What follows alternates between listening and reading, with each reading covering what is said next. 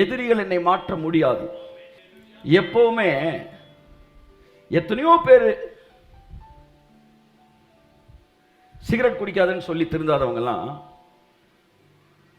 பையனுக்கு நான் சிகரெட் குடிக்கிறதுனால பாதிப்பு வரும் என் பிள்ளைக்கு அப்படின்னு ஒன்று குடிக்கிறது என்ன செஞ்சிருவாங்க, நிப்பாட்டிடுவாங்க. அதனால இப்போ அட்வர்டைஸ்மெண்ட்டில் ஃபுல்லாக கேன்சரை காமிச்சாங்க, எதோ காமிச்சாங்க. அதுக்கெல்லாம் பயப்படல. அதுக்கப்புறம் தம்மை போட்டுட்டு தான் அந்த அட்வர்டைஸ்மெண்ட்டை பார்க்குறான். ஆனால் இப்போ குழந்தைய காட்டுறாங்க. ஏன்னா அவனுக்கு தெரியும் இருக்கிறதுலே பவர்ஃபுல்லானது லவ். ஆமாம், அப்படியே சத்தியத்தை லவ். ஸோ லவ் தான் ஒருத்தனை மாற்றும். என் அன்புக்குரியவர்களே, so you must know which is the powerful weapon. நீங்கள் ஏசுநாட்டை வந்தால் திருந்தவே மாட்டீங்க. இவங்க பண்ணுற பிரசங்கத்தெல்லாம் பார்த்தா சபை அப்படின்னா இவன் சொல்ல மட்டும் சாமி கும்பிட்றாங்க, ஒன்றும் புரியலையே. ஆனால் இவன் சொல்கிற ஏசுனார் அப்படி அமைதியாக இருக்கிறாரு. இப்படி அமைதியாக இருந்து உலகத்தையே உள்ள கொண்டு வந்துட்டாரு. அமைதியாக இருக்கிற சாமிக்கு முன்னாடி இந்த காவல் தெய்வம் இல்ல அப்படி நிற்கிறாங்க சில பிரசங்கிமார்கள். சார் நீ என்ன சாமியை பிரசங்கம் பண்ணிக்கிட்டு இருக்கீங்க? அருவாளை தூக்கிட்டு நாக்க துருத்திக்கிட்டு அழிஞ்சிருவ அப்படின்னா பார்ட்டி இவர் வேற இடத்துல ரெப்ரசன்டேட்டிவா இருக்க வேண்டியவர்.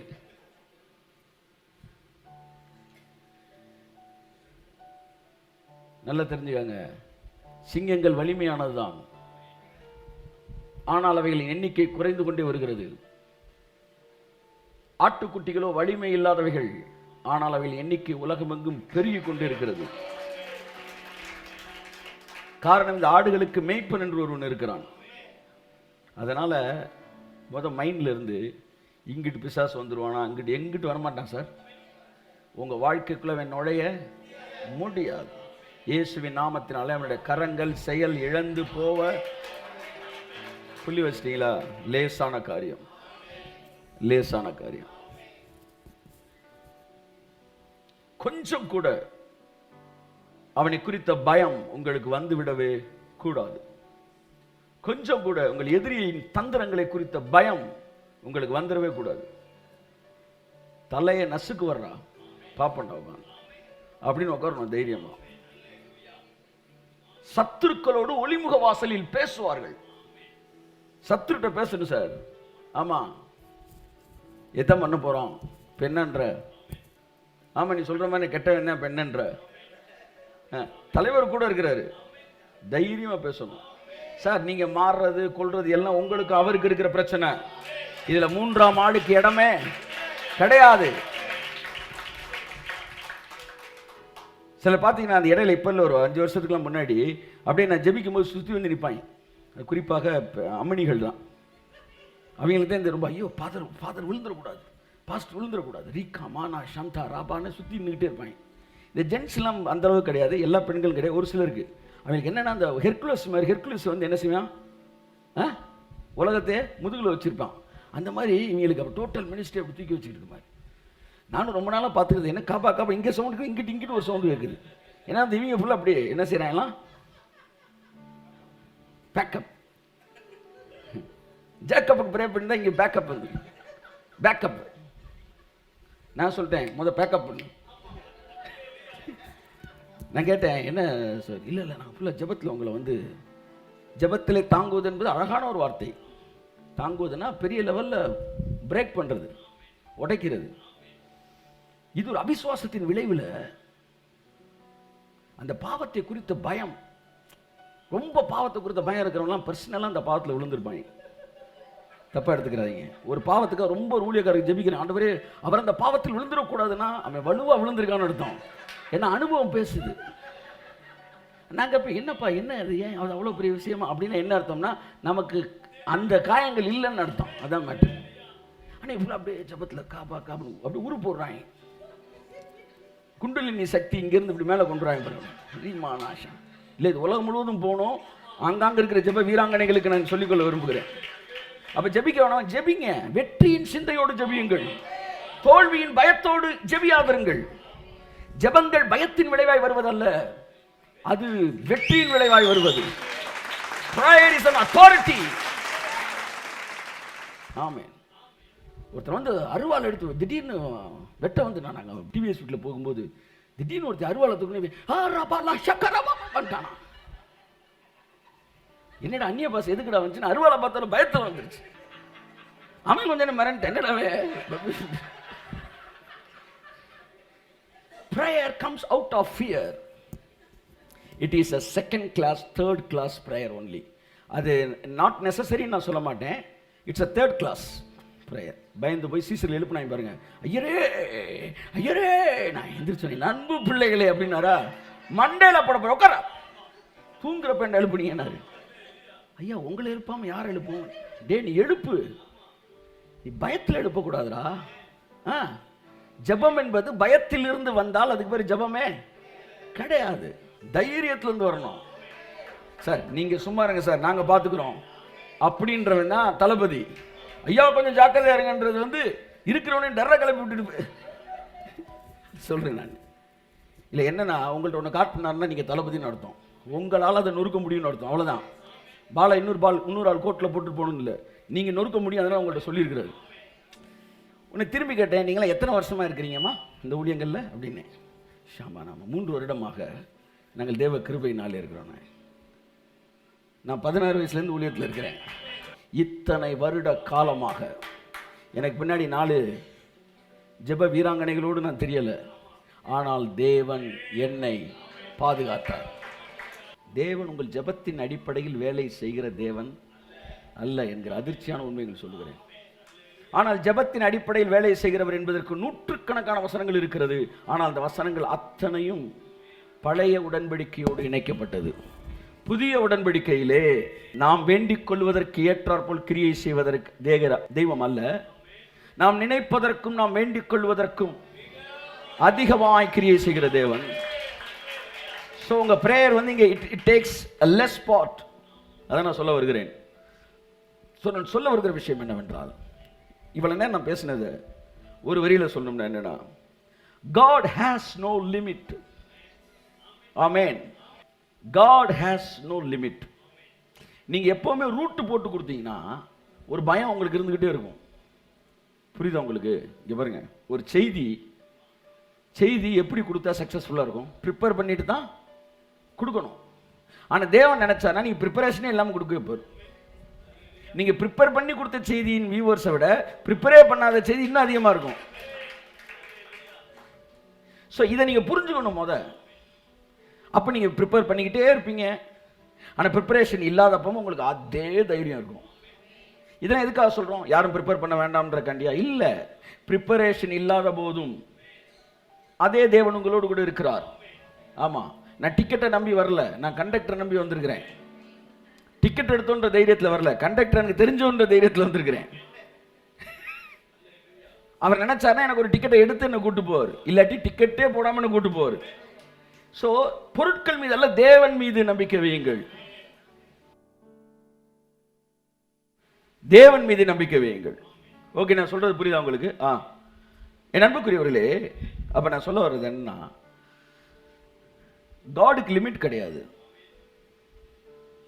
ரெண்டாவது, பிசாசுக்கு ரைட்ஸ் கிடையாது.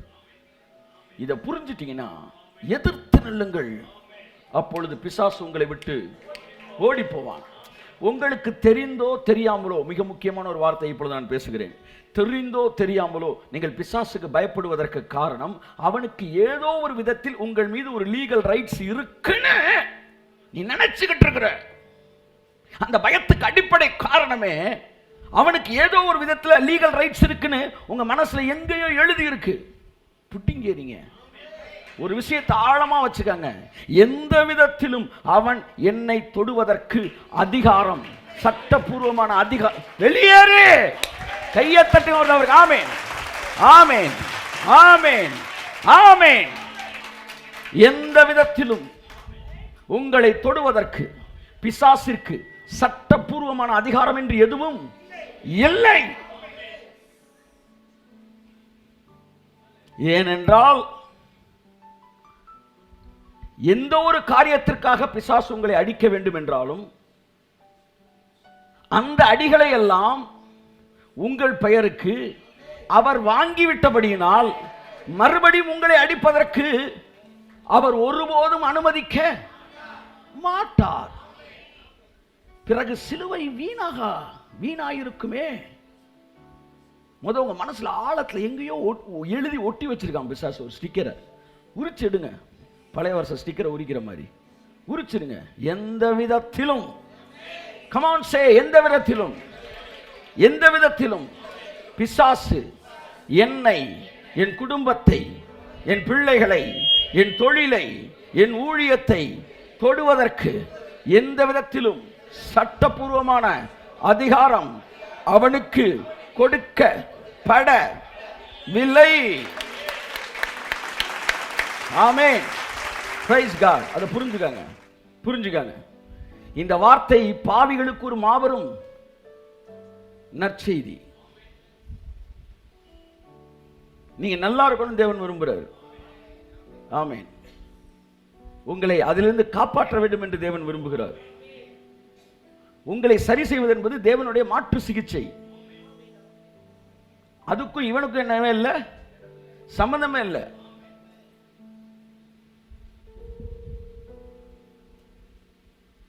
புரியுதா உங்களுக்கு? சார் உங்க கையில வந்து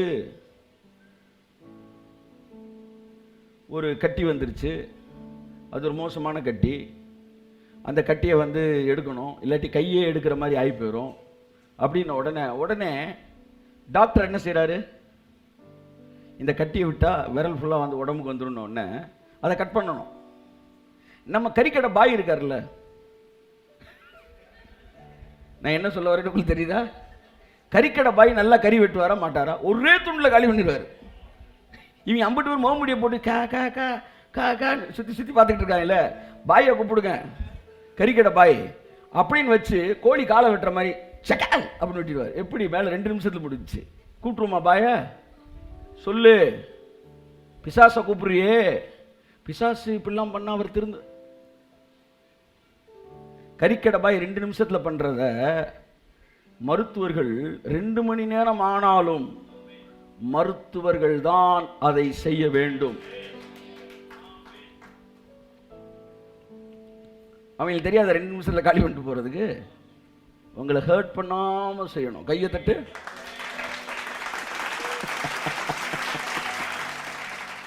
உங்களை நோகாம செய்யணும். உங்க பேர் ரிப்பேர் ஆகாம செய்யணும். ஏன்னா உங்க பேர்ல அவர் பேர் இருக்கு.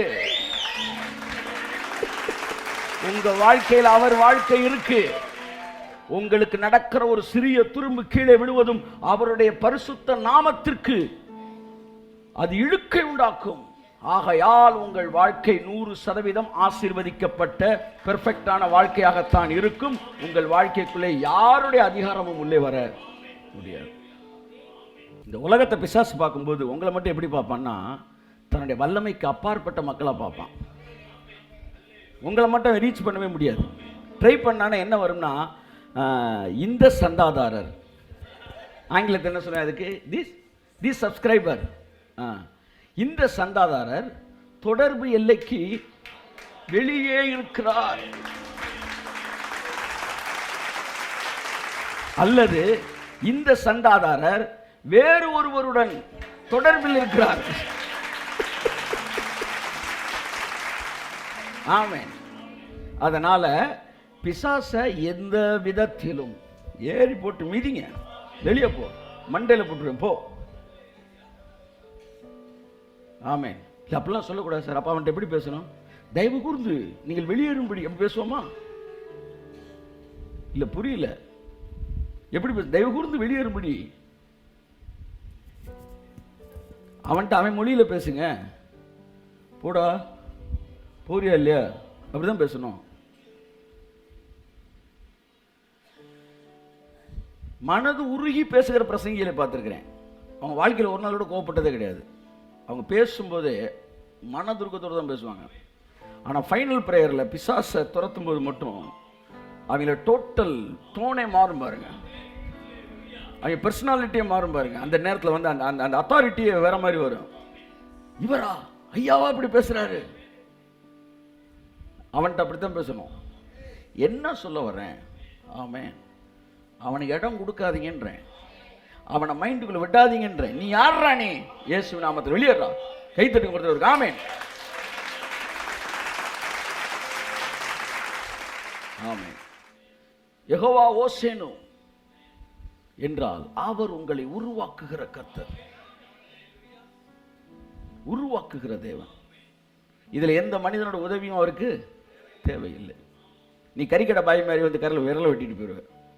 உன் கையில் கொடுத்தா தான் நடக்கும், எனக்கு தெரியும்.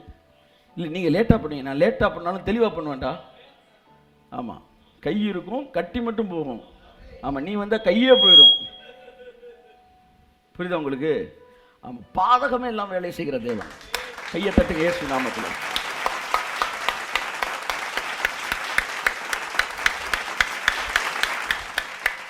அமைதியாக அமர்ந்திருங்கள். உங்களுக்கு எதிராக உருவாக்கப்படும் எந்த ஆயுதமும் வாய்க்காது போகும். அந்த இடத்துல தான் நிற்கணும், அந்த இடத்துல தான் நிற்கணும். எனக்கு விரோதமாக சொல்லுங்க, எனக்கு விரோதமாக உருவாக்கப்படுகிற எந்த ஆயுதமும் வாய்க்காது போகும். எனக்கு எதிராக நியாயத்தில் எழும்பும் எந்த நாவும் குற்றப்படுத்தப்படும். இந்த இரவு வேளையிலே இந்த 2 வார்த்தைகளும் எனக்காக 100% வேலை செய்து எல்லாவற்றை நிர்மூலமாக்குவதாக. எங்களுக்கும் எங்கள் ஊழியர்களுக்கும் எங்கள் நண்பர்களுக்கும் எங்கள் குடும்பத்திற்கு விரோதமாக உருவாக்கப்படுகிற அத்தனையும் இந்த இரவு வேளையிலே செயல் இழந்து போவதாக இயேசுவின் தந்தளிக்கிறது. நல்லா நல்லா நல்லா கைத்திருக்கவங்க முழு வாழ்க்கையும் இந்த ஒரு சில வரிகளினாலே வேறு ஒரு வர்ணத்திற்கு மாறுகிறது. Yes lord, yes lord. நல்லா கைத்தட்டுங்க. நல்ல நல்ல நல்ல அந்நிய பாஷையில் இந்த 2 வரியிலே என் வாழ்க்கையில மிகப்பெரிய மாற்றங்கள், ஒரு பூரண மாற்றங்கள் ஏற்படுகிறது. இயேசுவின் நாமத்தினால் ஜெபிக்கிறேன் ஜீவனுள்ள நல்ல பிதாவே, ஆமென். இப்ப பண்ணதுக்கு பேரும் ஜெபம் தான். இப்ப என்ன பண்ணோம்? ஜெபம் பண்ணணும் சார், அதை தனியா பண்ணிட்டு இருக்கிறோம். இப்படி ஜெபம் பண்ண சொல்றாரு. ஏரோது பிள்ளையை கொலை செய்ய தேடுவாங்க. உடனே ஏரோது காலை விழுந்துரு, ஐயான்னு போய் அந்த நரிக்கு சொல்லுங்கள். So when God saws something, that means you must take your authority and crush his head. இயேசுவின் நாமத்தில் it's already crushed. ஆமா, ஏறி மிதிச்சு ஸ்டாம்ப் டவுன் பண்ணி வெளியேன்னு சொல்லுங்க. கர்த்தர் நம்மை விடுதலை ஆக்கி இருக்கிறார். உங்கள் எதிரிகளின் எதிர்பார்ப்புகள் எண்ணமற்று போகும், செயலிழந்து போகும். இதெல்லாம் என்னன்னா, இதை நீங்கள் என்ன செய்யணும், திஸ் இஸ் அ ப்ரேயர். அதை முதல் நீங்கள் புரிஞ்சுக்கணும். நீங்கள் ஜெபமே பண்ணலைன்ற மைண்ட் செட்லேருந்து வெளியே வாங்க. அவனோட நீங்கள் நிறையா ஜெபம் பண்ணிக்கிட்டு இருக்கீங்க. அவன் ஒரு நேரம் ஜெபம் பண்ணிட்டு போவான், நம்ம 100 ஜெபம் பண்ணிக்கிட்டு இருக்கிறோம். முதலாவது நாங்கள் ஜெபிக்காதவர்கள் என்ற எண்ணத்தை எடுத்து போடுங்க. நாங்கள் ஏகப்பட்ட ஜெபம் பண்ணிகிட்டு இருக்கோம்யா. ஆமாம், நீ ஜெபம் நீ பண்ணுறதே நாங்கள் பண்ணுறதில்ல. ஸோ என்ன செய்யணுமோ அதை செஞ்சிட்டீங்க. ஒரு எதிர்மறையான காரியத்தை தடுப்பதற்கு அல்லது தவிடுபடியாக்குவதற்கு என்ன செய்யணுமோ செஞ்சிட்டீங்க. Devil has no right. He has no any other legal rights over you. தைரியமாயிருங்கள். உங்களுக்கான கிரயம் கொடுக்கப்பட்டிருக்கிறது. ஆமென். உங்களுக்கான நிந்தையும் அவமானத்தையும் சிலுவையில் அவர் சுமந்தார். சிலுவையிலே சுமந்தது யாருடைய நிந்தை? அவருடைய நிந்தையா? இல்லை, நம்முடைய நிந்தையை அவர் சுமந்தார். அவர் நிந்தையும் அவமானத்தையும் சுமந்தபடியினால் நான் சொல்லுகிறேன், நாம் நிந்தையும் அவமானத்தையும் சுமக்க வேண்டிய அவசியம் இல்லை. ஏதாகிலும் ஒன்று உங்களுக்கு எதிராக வரும்போது அங்கிருந்து தேவன் உங்களை எங்கேயோ கொண்டு போறார்.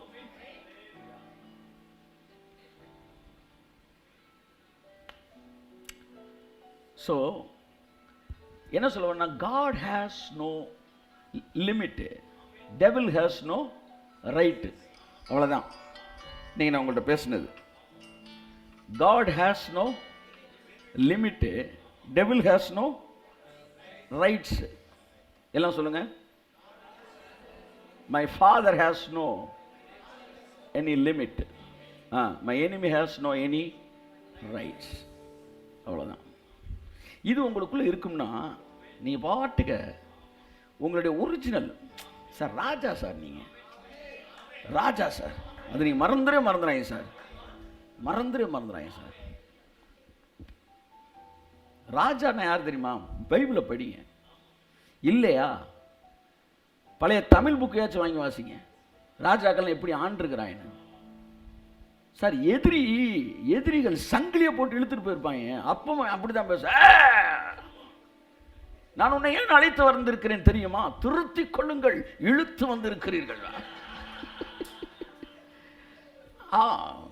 கிங்கா தான் சார் இருக்கணும். ஆமா, நீங்க மங்குன்னு இருந்தீங்கன்னா அவன் ஆமா சங்கு உதிர். அவன் ராஜாக்களாய் இருக்க வேண்டும். ஆமா, துணிந்தவனுக்கு அப்படி வரணும். நீங்க ஊதிட்டாங்களா? இல்ல தைரியமா இருங்க சார். உங்களை ராஜாவாக தான் சிருஷ்டித்திருக்கிறார் தேவன். நீங்க ராஜா தான். என் அன்புக்குரியவர்களே, ஸோ உங்களுடைய ஜெபம் ராஜா மாதிரி இருக்கணும். நீங்கள் அவர்கிட்ட பேசும்போது ராஜா மாதிரி இருக்கணும். உங்கள் எதிரிகிட்ட பேசும்போது ராஜா மாதிரி பேசணும். இதெல்லாம் ரத்தம், இதெல்லாம் வித்து, இதெல்லாம் தானாகவே என்ன செய்யணும்? வரணும். அதான் அடிக்கடி சொல்கிறேன்ல, சிங்கம் வந்து சகதியில் விழுந்தோன்னு எந்திரிச்சோமையோ நகத்தம், சகதியில் விழுந்து எந்திரிச்சால்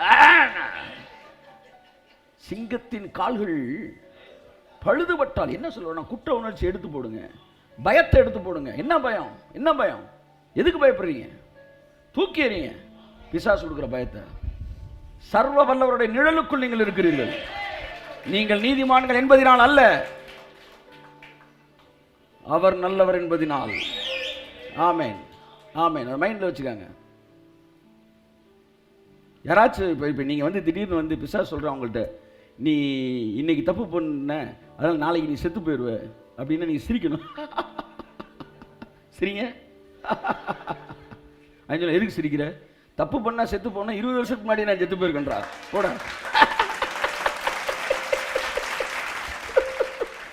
ஓ லாஜிக் படியே வச்சுக்கோ.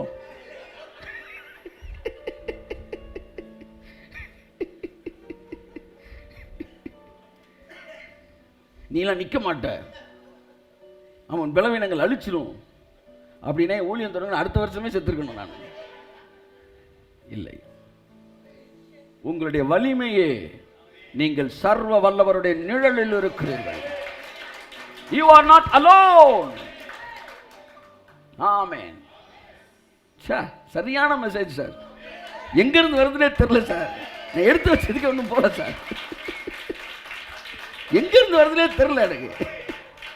நான் எழுதாதா பேசிக்கிட்டு இருக்கிறேன், நான் நினைக்காதா பேசிக்கிட்டு இருக்கிறேன். ஆமா, வர்றதுக்கு முன்னாடி ஒரு ஜப கூட்டத்தை ரெடி பண்ணுங்கன்னு சொல்லிட்டு வரேன். இங்கே வந்து என்ன பேசிக்கிட்டு இருக்கேன்னு பேச்சு அப்படி கூட்ட சொல்லலை, சொல்கிறேன். அதுதான் வந்து நீ வேறு மனுஷன் ஆவாய். கர்த்தருடைய ஆவியானவர் உன் மீது இறங்குவார். அப்பொழுது நீ தீர்க்க தரிசனம் சொல்லி நீ வேறு மனுஷன் ஆவாய். ஆவியானவர் இறங்கும் போது எல்லாம் தவிடுபடியாயிரும். எடுத்து வச்ச மெசேஜ் கூட தவிடுபடியாயிரும்.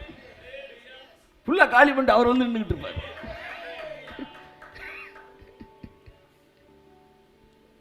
கர்த்தர் நல்லவர். 5 நாள் எடுத்தோம் எண்ணங்களின் வலிமைன்னு. நீங்கள் நினைக்கிறதா உங்களுக்கு நடக்கும்னு. 6வது நாள் வீட்டில் போய் பைபிளை திறந்து பார்த்தா நீங்கள் நினைப்பதற்கும் அதிகமாய் செய்கிறவர் வருது. என்னையா சாமி வரு, பலமுள்ளவர்களாக இருங்கள் அப்படின்னு பிரசங்கம் பண்ணி வீட்டுக்கு போனோம்னா, பலமற்றவனுக்காகிலும் அவர் உதவி செய்வது லேசான காரியம். ஓ, அவர் எப்பொழுதும் என் பிரசங்கத்தை விட பெரியவராக இருக்கிறார். நல்லா கை தட்டுங்க. ஆமென், ஆமென். All the ways of my ministerial life, என்னுடைய 28 வருட பிரசங்க அனுபவம். 28 வருடமா நான் பிரசங்கம் பண்ணிட்டு இருக்கிறேன். இந்த 28 வருஷத்துல நீங்க கண்டுபிடிச்ச ஒன்று சொல்லுங்கன்னா, அவர் எப்பொழுதும் என் பிரசங்கத்தை விட பெரியவராக இருக்கிறார். நம்முடைய பிரசங்கங்கள் எல்லாம், மிக சிறந்த பிரசங்கங்கள் எல்லாம் அவருடைய வல்லமையின் கடைக்கோடியை விவரித்துக் கொண்டு இருக்கிறது. சூரியன், சந்திரன், நட்சத்திரம், கோள்கள், இதெல்லாம் இன்னும் கண்டே பிடிக்க முடியாத தூரம்லாம் இருக்கான். இது எல்லாம் யோபு சொல்றான், உம்முடைய கிரியையின் கடைக்கோடிகள் எல்லாம். அந்த வந்து சைடு ஆக்டர்ஸ், சூரியன்லாம் சைடு ஆக்டரான். ராஜா வாழ்க, ராஜா வாழ்க வாங்கல, எல்லாம் 50-50 ரூபா போ போ, சைடு ஆக்டர் எல்லாம் வெளியே போயிரு. அந்த மாதிரி ராஜா வாழ்க மருந்து சூரியன் சந்திரன்லாம். அப்போ இந்த சைடு ஆக்டர் எப்படி இருந்தா மெயின் ஆக்டர்ல எப்படி இருக்கும் சார்? விசிலடிங்க சார். என்ன சார் நீங்க? தேவன் பெரியவர்.